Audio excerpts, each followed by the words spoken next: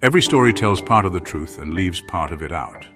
Left on the page is about noticing both what's said directly and what's left unsaid. The job myth. Blaming migrants won't fix Britain's failures. Immigrants are taking British jobs. It wins applause at rallies. It grabs headlines. But it doesn't match reality. But the truth is more complex. Low wages and tight housing reflect decades of underinvestment in skills, homes, and infrastructure, not the presence of migrants. But look at the numbers and at daily life, and the story flips. Without immigration, core services would be under severe strain.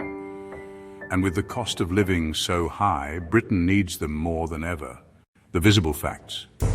Unemployment is 4.2%. Nearly 900,000 jobs remain unfilled. Migrants keep Britain running by staffing hospitals, care homes, farms, kitchens, and delivery networks. What often goes unsaid is that without migrant workers, hospitals would struggle to keep wards open, care homes would be forced to turn people away, and supply chains would slow down. They rail against immigration, yet without it, Britain would grind to a halt. The truth is simple, the country depends on it. Depends on what happens to wages in towns with sudden inflows. Wages don't collapse when migrants arrive. The real risk comes when governments and businesses lean on migration as a shortcut.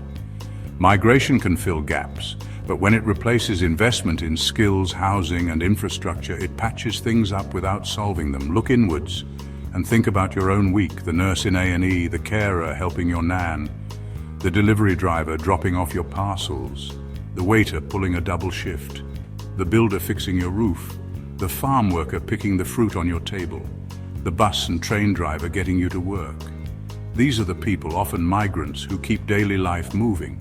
If migrants were stealing jobs, care homes, farms and hospitals would be full of idle British workers waiting to step in. They're not. Across the NHS, about 16% of staff are non-UK nationals. They are the nurses who sit by patients' bedsides, the porters who move them safely through the hospital, and the doctors who treat them when they're most unwell. In London, 4 out of 10 doctors trained abroad. Every day they diagnose illnesses, perform surgeries, and care for patients who might otherwise wait months longer for help. In social care, over 1 in 5 care workers were born abroad. They are the people who help older residents wash, eat, and live with dignity every day. British farms need around 70,000 seasonal migrant workers each year to harvest fruit and vegetables. When farmers tried to rely on local labour, much of the produce was left to rot in the fields. After Brexit, many EU workers left the hospitality sector, and pubs and restaurants did not replace them with local staff. In construction, 1 in 10 workers nationwide and 1 in 3 in London are migrants. They are the people laying bricks, wiring homes, and keeping major projects moving in a sector already short of skilled hands. When thousands of EU HGV drivers left in 2021, supermarket shelves stood empty and households struggled to find the food and essentials they needed. Work isn't like a loaf of bread. If someone takes a slice, the rest of the bakery doesn't vanish. Migrants don't just take jobs, they help create them. When they rent flats, landlords earn income. When they shop for food, local stores and farmers benefit. When they take buses or trains, they support public transport. And every pound they spend in wages flows back into the economy, sustaining more work for others. During the 2000s, immigration was high and unemployment hit record lows. The roots of the problem lie in years of underinvestment in skills and training and weak infrastructure planning.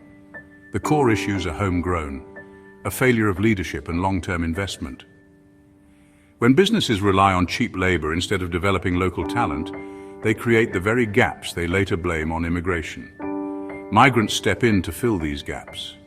But the gaps exist because of Britain's own failures, not because of immigration. Britain hasn't built up enough strong industries. The economy leans too much on services to keep GDP afloat.